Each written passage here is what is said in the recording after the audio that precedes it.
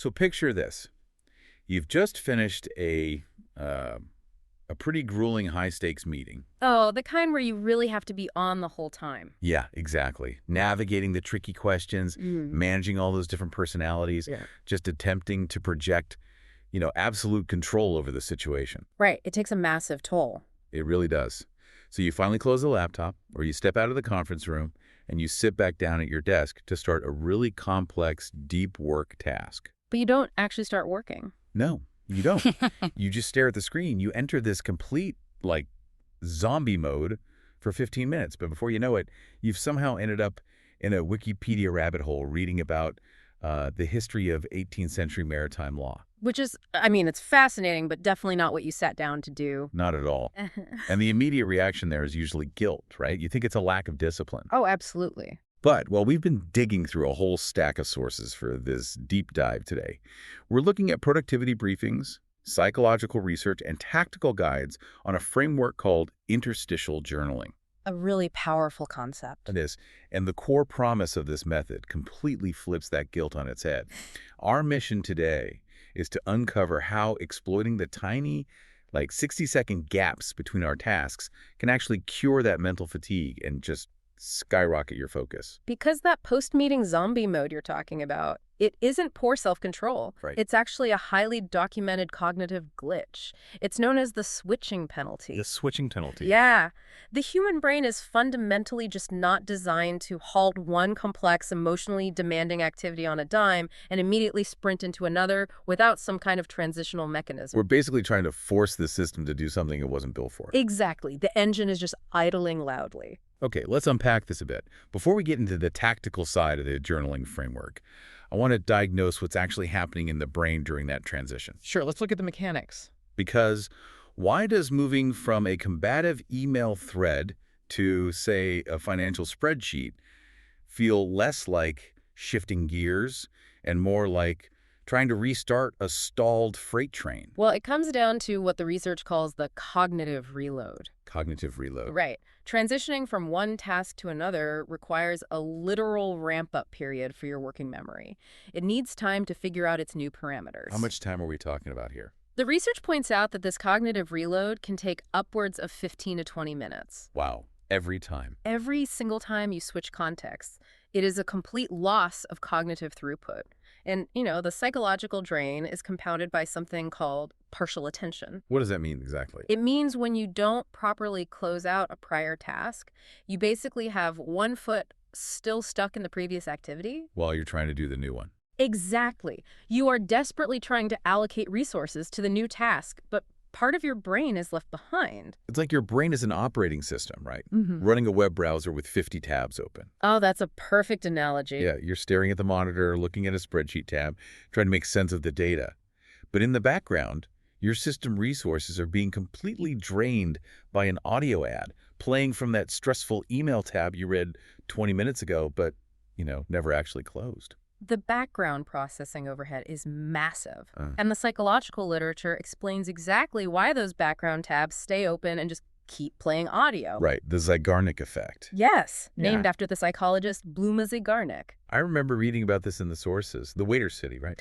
That's the one. She noticed that waiters in the cafe could perfectly remember complex, unpaid orders, just incredibly detailed lists in their heads. But then what happened? They forgot them the instant the bowl was settled. That is wild. It shows that the brain has this ingrained tendency to obsess over unfinished tasks.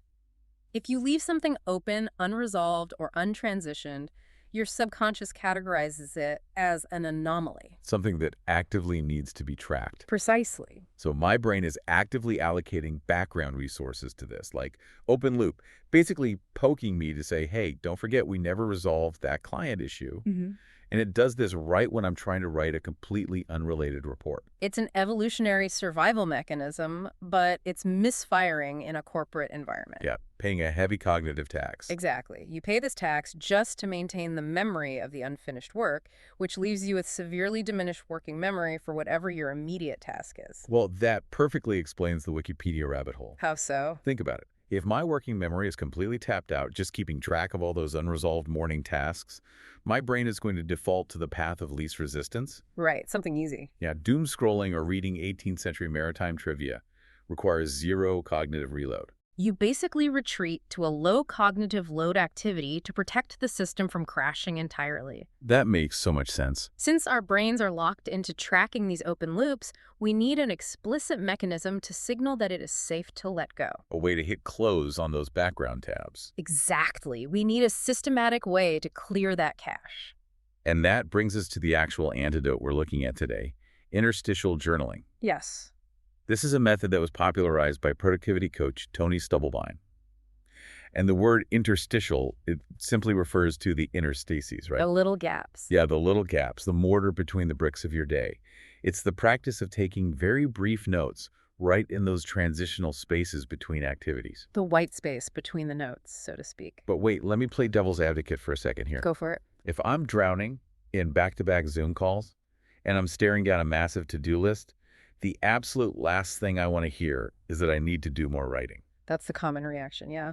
Because when most people hear the word journaling, they imagine like a 30-minute deep emotional reflection. Lighting a candle. Exactly. Lighting a candle, staring thoughtfully out a window, writing about childhood trauma. I mean, who has the time or the energy for that at 2 p.m. on a Tuesday? What's fascinating here is that we have to completely separate the whole Dear Diary concept from interstitial journaling. They are not the same thing. Not at all. Traditional journaling is long form, it's narrative, highly emotional, and typically done maybe once a day, usually in the morning or at night. Right. Interstitial journaling is the complete inverse of that. It is ultra short, it happens multiple times throughout the workday, and it is fiercely tactical. Okay, let's walk through what a tactical entry actually looks like in practice. Let's say I just finished that brutal client meeting. I close the Zoom window. Okay. Before I open up my draft for the next project, Yeah. I hit a specific sequence, right? Yes. You run a very strict, fast, 3-part formula, and the whole thing takes maybe 60 seconds? At least 60 seconds. Okay, what's step one? Step 1 is simply logging the timestamp. You write down the exact current time, let's say 10:1 a.m. Just the time. It's just the time. You know, by logging the time at every single transition, it acts like a passive time audit. Yes, exactly. You are organically building this time map of your day without having to use some clunky, time tracking software. Yeah. It removes the mystery of where the hours actually vanish to. Then you immediately move to step 2, the retrospective. The retrospective. Right. This is essentially that cache clear for your brain we were talking about. You write 1 or 2 sentences documenting what you just finished, and more importantly, your internal state regarding it. The emotional state. Yes.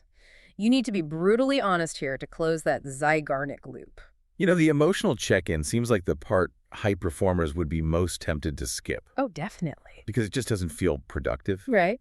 But from what I'm reading in the sources, avoiding the emotion is exactly what keeps the loop open. Taught on.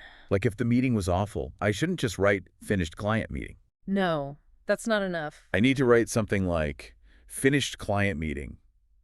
Feeling incredibly high resistance right now because the client changed the scope and it's going to ruin my weekend. Exactly. Acknowledging that frustration is what processes the mental residue. Because if you don't, If you don't explicitly externalize that you are annoyed by the scope creep, you will carry that underlying frustration directly into your next task. wow.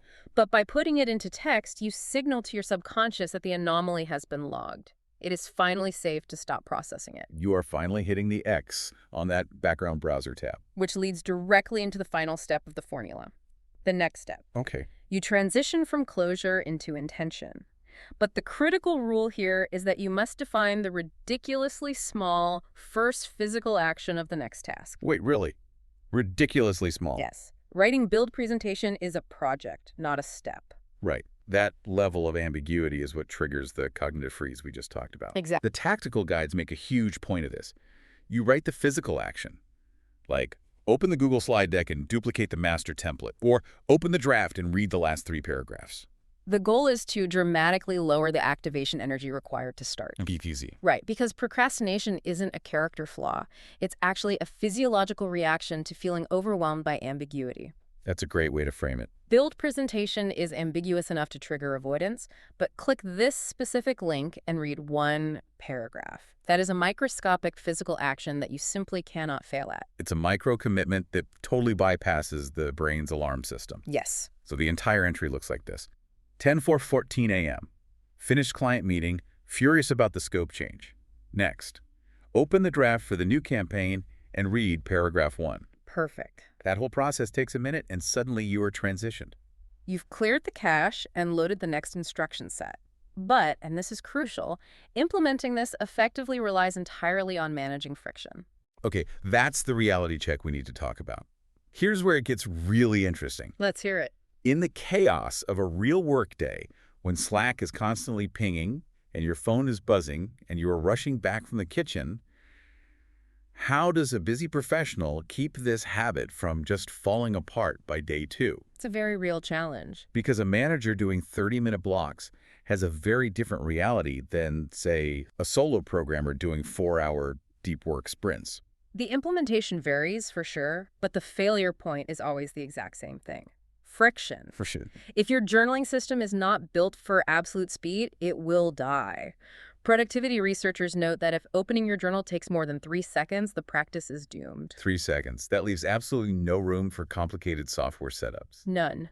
The tool you use truly does not matter as long as it is frictionless. So what are we talking about? It can be a plain text file saved right to your desktop.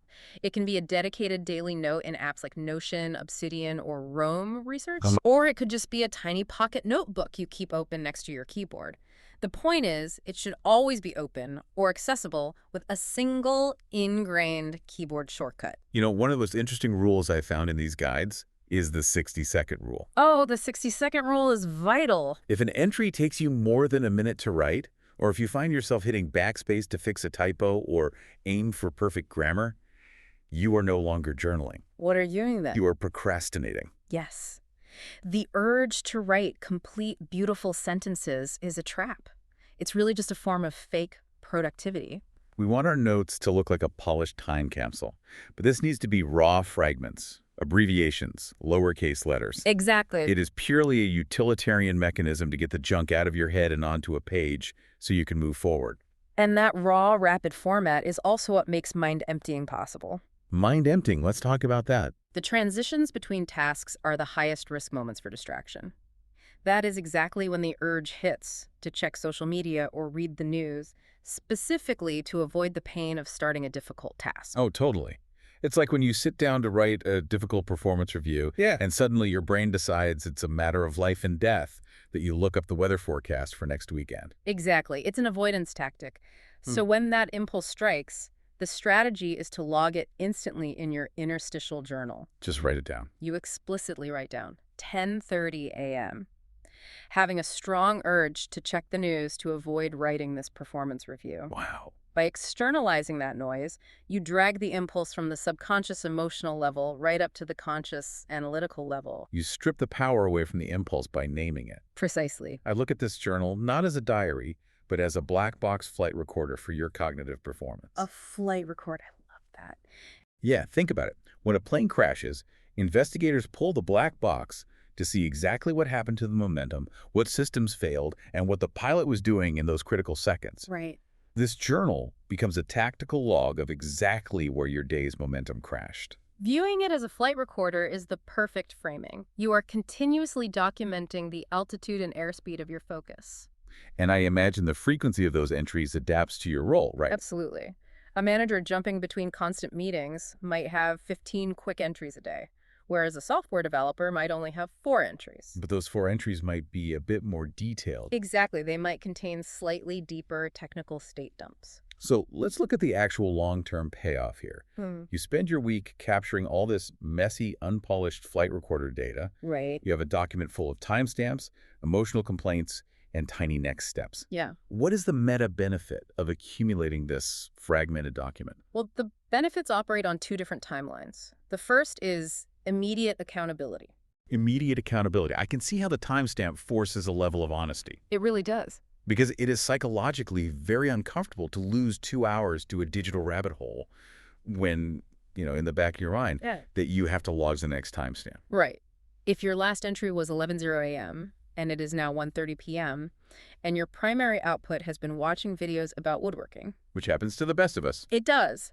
But the journal forces you to confront that 2.5-hour gap.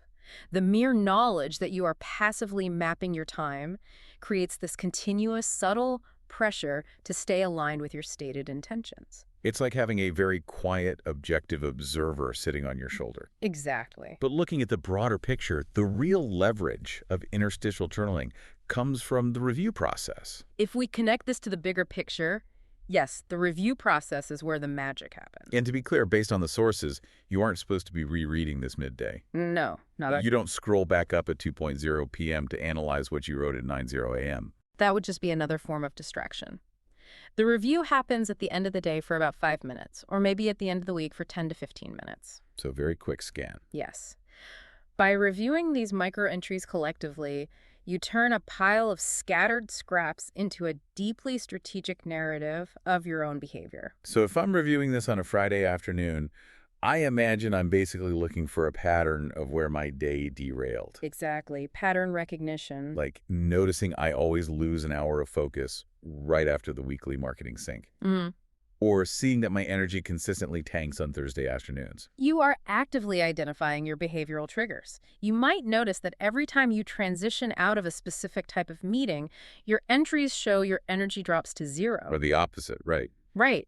You might see a recurring pattern where you always hit a state of high flow and deep work between 9:30 and 11:00 a.m. You map out exactly what activities drain your executive function versus what gives you momentum. You're finding the leaks in the pipes. Perfectly said. And once you see the pattern, you can patch it. If I know that weekly marketing sync destroys my energy, I stop scheduling deep analytical work immediately after it. You adapt. I can adapt my schedule to fit my actual cognitive reality rather than some idealized version of how I wish I worked. You stop fighting your own neurology. Now, there's another massive benefit here regarding the end-of-day shutdown. Oh, this is huge. Doing this entirely eliminates the need to reconstruct the day at 6:0 p.m. Which is usually agonizing. It is. When I try to sit down at the end of the workday and plan for tomorrow, my brain is usually fried. The context of what I was doing at 10 a.m. has completely evaporated. Poof, gone. Exactly. Can't remember where I left off on 3 different projects, so tomorrow's to-do list ends up being vague and totally unhelpful. Because the short-term memory cache has been wiped. You are basically trying to piece together a puzzle without the reference image. But with this journal, you are left with a step-by-step breadcrumb trail. You have these little notes to your future self from the exact moment you paused a task. You know what the resistance was, and you know exactly what the tiny next physical action is. It's all right there. You can pick up the next morning precisely where you left off with 0 friction. It creates a seamless handoff to yourself. You never have to pay that cognitive reload tax in the morning because the journal has held the loaded context for you overnight. That's incredible. It allows you to close your laptop and actually be present in your evening, knowing the exact starting point is waiting for you. So what does this all mean? Boiling all these briefings and psychological insights down, the core value proposition is this. The transitions between our work are actually where our clarity lives. Yes. Productivity isn't just about grinding harder during the task. It's about managing the gaps. Managing the gaps. By taking just 60 seconds to log the time, clear your mental cache by acknowledging your emotional state and defining the microscopic next physical action, you can completely eliminate that 15-minute zombie mode tax. And the elegance of this framework is that it requires no massive overhaul of your life or your software stack. Right, no new apps to buy. None. It meets you exactly where you are right now. Midday, mid-task. You don't need to wait for a Monday or a New Year to start. You can try it on your very next task switch today. Just try it today. Just grab a scrap of paper, write the time, what you just finished, and the smallest next step. See how it feels to finally hit close on those mental browser tabs? I guarantee your brain will thank you for the reclaimed processing power. Without a doubt. Well, I want to leave you with a final thought to ponder as you head into your next transition. We spend so much time culturally idolizing the idea of the flow state, this myth of uninterrupted, endless, superhuman focus. We really do. We think if we just had the perfect noise-canceling headphones or the perfect quiet office, we'd be unstoppable. But what if true mastery of our work isn't about how we handle the deep work at all? That's an interesting question. What if the ultimate secret to our productivity actually lies in how gracefully we learn to master the interruptions, the white space between the notes. What if the way we close those background tabs is the only thing that lets our minds finally run clear? Keep that flight recorder handy, and we'll catch you on the next deep dive.